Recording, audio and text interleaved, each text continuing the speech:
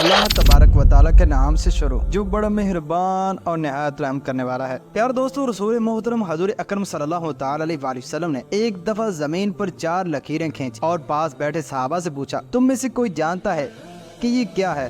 तो सहाबाए किराम अलैहिम रिदवान ने अर्ज किया कि अल्लाह और उसका रसूल सल्लल्लाहु तआला अलैहि वसल्लम ही बेहतर जानते हैं। तो रसूलुल्लाह सल्लल्लाहु तआला अलैहि वसल्लम ने इरशाद फरमाया, ये जन्नती औरतों में से सबसे अफजल 4 औरतें हैं। प्यार दोस्तों, दुनिया की 4 अजीम तरीन और पाकीज़ा औरतों में से एक औरत हजरत आसिया जो कि फिरौन की बीवी हैं। ये ऐसी बाबरकत खातून है कि जिसका जिक्र कुरान पाक में अल्लाह तबारक व तआला ने यूँ बयान फरमाया है।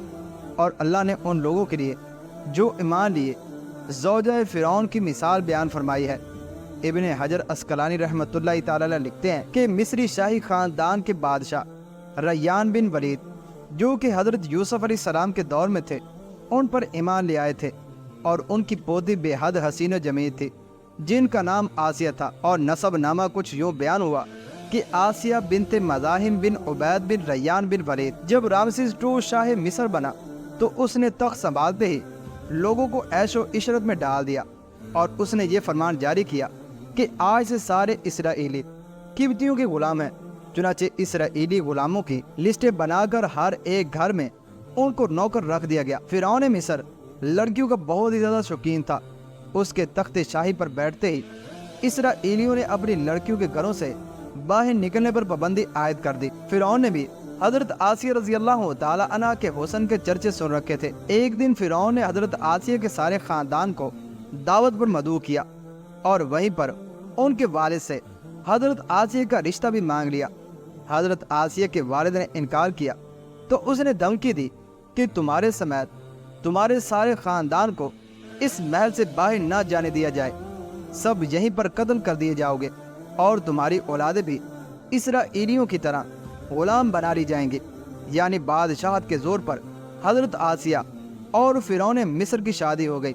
हजरत आसिया तो शादी से पहले ही फिरौन के जुल्म और सितम की दास्तानें सुन चुकी थी और दिल में फिरौन के लिए नफरत भी बढ़ चुकी थी।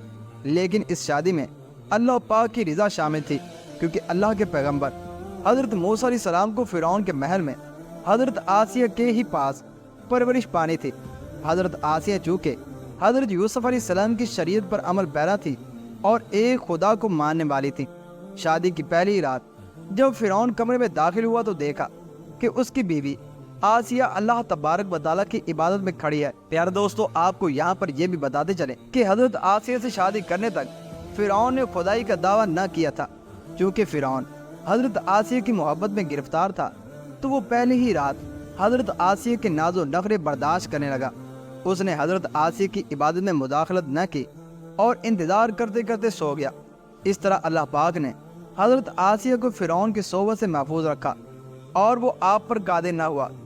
बाद रिवायात तो इस तरह से मिलती हैं कि जब भी फिरौन हजरत आसिया की खलवत गाह में दाखिल होता तो हजरत जिब्राईल अलैहिस्सलाम फिरौन और हजरत आसिया के दरमियान पर्दा हायल फरमा देते जिससे वो सारी रात पुरसुकून सोया रहता। और कुछ किताबों में लिखा है कि अल्लाह तबारक व तआला ने फिरौन को नमर्द कर दिया था जिसकी वजह से वो हजरत आसिया से सोहबत न कर सका। इन सब के बावजूद फिरौन अपनी बीवी हजरत आसिया से बेपनाह मोहब्बत करता था। और बाद रिवायात में फिरौन की एक बेटी का भी जिक्र मिलता है। आपको ये भी बताते चलें कि वो लड़की इन्होंने किसी से लेकर पाली थी। फिरौन का हजरत आसिया से प्यार ही था कि जब हजरत मूसा अलैहिस्सलाम एक संदूक में मिले तो हजरत आसिया के कहने पर उसने हजरत मूसा को अपने घर में रख लिया। हजरत आसिया की चूँकि कोई औलाद ही न थी इसलिए आपने हजरत मूसा अलैहिस्सलाम को अपना बेटा बना लिया और फिरौन से कहने लगी कि ये बच्चा मेरी और तेरी आंखों की ठंडक है, उसे कत्ल न करो। जैसे जैसे हजरत मूसा अलैहिस्सलाम परवरिश पाते रहे तो हजरत आसिया आपके मोइज़ात देख देख कर हैरान होती रहीं और दिल में ये जान लिया कि ये बच्चा कोई आम नहीं।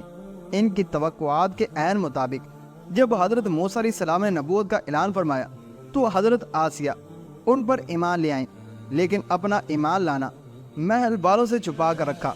उनका ईमान लाने का वाक़या कुछ इस तरह से है कि एक दिन फिरौन के दरबार में एक बांदी को लाया गया कि ये हजरत मूसा अलैहिस्सलाम पर ईमान ले आई है।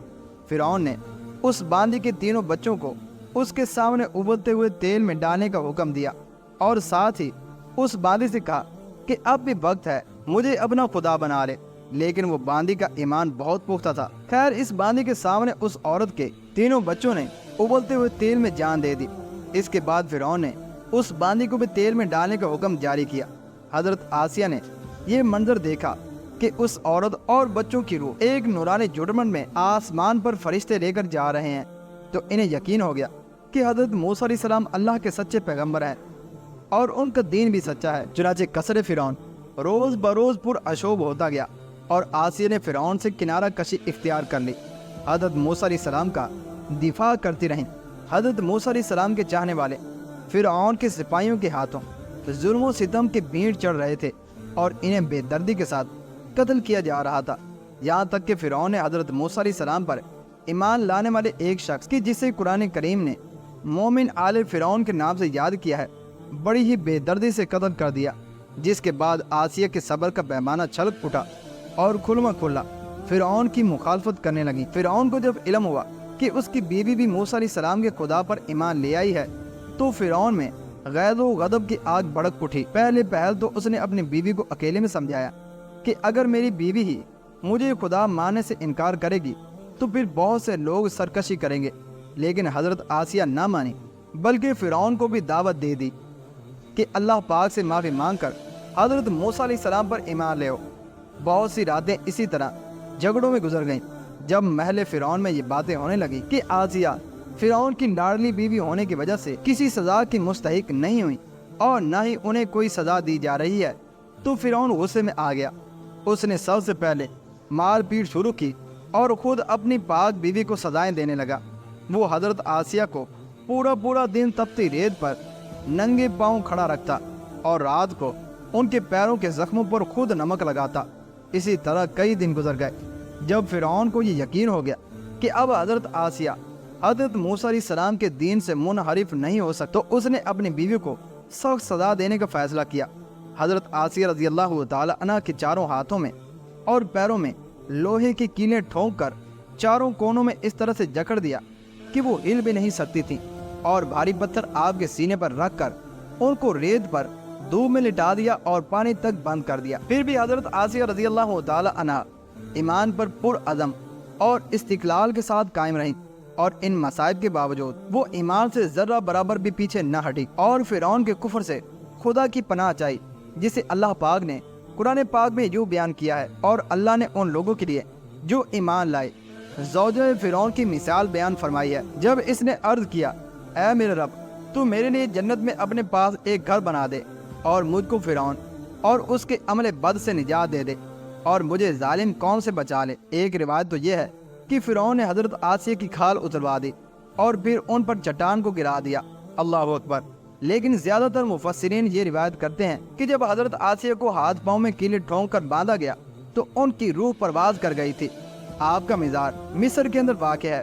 پیارے دوستو، حضرت آسیہ کا اپنے ایمان پر قائم رہنا آج کے تمام مسلمانوں کے لیے مشعل رہا ہے، خاص طور پر خواتین کے لیے۔